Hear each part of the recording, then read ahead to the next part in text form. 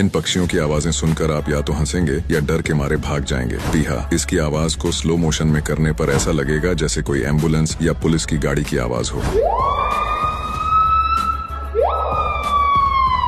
White bell bird, अब इसे सुनिए। जैसे ही ये अपनी आवाज निकालेगा तो आपको लगेगा जैसे कोई अलार्म या डोरबेल बज रही हो।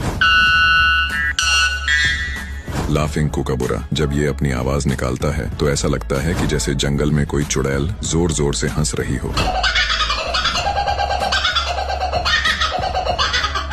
लून, अगर रात में ऐसी आवाज सुनाई दे तो डरना मत, क्योंकि ये आवाज किसी भूत की नहीं बल्कि लून की है।